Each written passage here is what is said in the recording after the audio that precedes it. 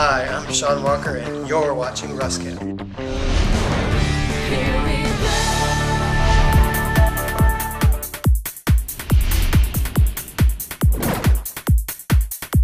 Shaun Walker, CTO and co-founder of DotNetNuke Corporation. I read your book that you have out. With Chapter 1 was just incredible. You know, I worked at Microsoft at the time, and I was living that. You know, I was like a parallel, you know, with everything you were going through with bringing it up to open source and getting your meeting up with Scott Guthrie, right, and all the folks over there. And boy, tell us about that chapter a little bit.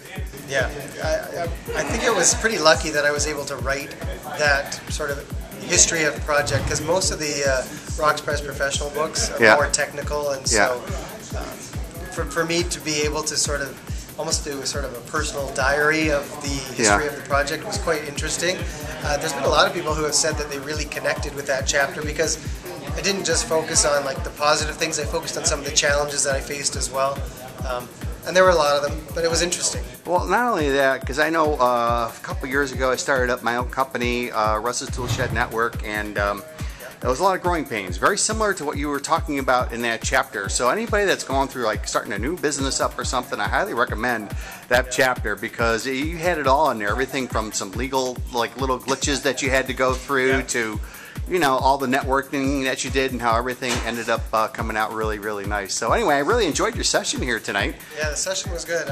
Almost 3 hours long. I know it. I couldn't believe it. I actually showed up a little late, and I'm figuring, oh, and he's still going on and on. I was like, this is great. There was a high level of engagement, lots of good questions. So it seemed like people were quite interested in the content. So what was the name of the talk? What was the session about? I started off by talking about .NETNuke 6.2, which is the next release that's coming out at the end of this month, where we'd added a lot of social capabilities to the platform. So, oh, really? Yeah, a lot of things like social groups, the ability to have friends and followers, and member directory, activity feed, lots of good stuff in there. And so I demoed that a little bit, and then we talked about developer trends as well, where the market's going. So we've got a big weekend ahead of us now, huh? With the big Sarasota bar camp, and you mentioned, you were talking a little about a session you're going to be doing there tomorrow. What's that going to be about? Got 2 sessions. So one of them is going to be focused on actually what we just talked about, .NETNuke, and the actual history of the open source project, why the open source model was a good model for us to build a business on. And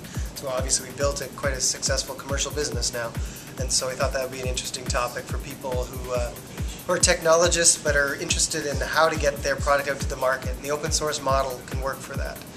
Yeah, I know, and you said the book only went up to your first round of funding, right? So you're going to do a little bit of an update tomorrow on where you've been since that was written. The talk that you just had, you had like what's hot and what's not. Could you share, is that okay to share? Could you share some of that, what your feelings are? Yeah, so we were talking about just technology trends in general. Yeah.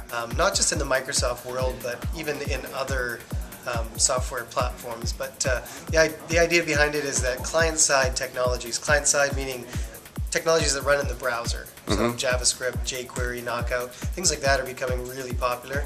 And you pair that with a web services model, and you can build a whole new class of web applications. And they're very responsive because they offload a lot of the processing to the browser, which is a good thing. And then you've got the benefit of having a service API in the back end, which can be used by the browser, but it can also be used by native mobile apps or desktop apps or any number of clients. Yeah, that's definitely, mobile apps are in the mix now in the big scheme of things, for sure. A lot of companies, I know at one time we made this analogy before in Russ Cam where every company had to have a website, right, in the late 90s. Now every company is going to have mobile app, right? Mobile website, mobile app. I mean, they're all in there, so that's pretty cool. Well, what are you looking forward to most in your visit here to Sarasota this weekend? I had never been to Sarasota. No fooling. Yeah, and I've known Stan for a lot of years. Yeah.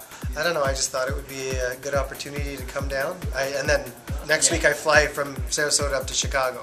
That's going to be a lot colder. Oh, yeah, yeah. Where do you live anyway? Is it up Vancouver. Oh, Vancouver. So that was a big haul for you then to get down here. It was. Well, I'm sure glad we took a group shot, everybody, while you were here. So it worked out good.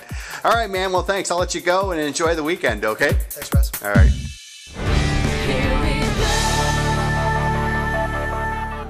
Presenting the easiest way to turn your standard documents into published content. Doc to help. Doc2Help lets you create and publish content for desktop, web, mobile devices, SharePoint, and print. Write or import content in Word, HTML, or Doc2Help's editor.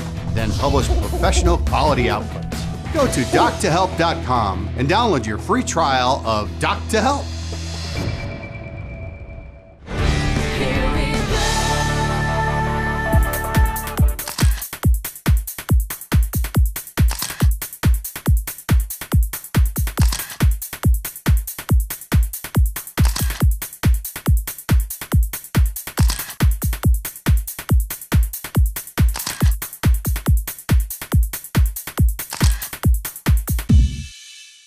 Go to gvtv.gcpowertools.com, your online source for developer news. Plus, follow us on Twitter and Facebook.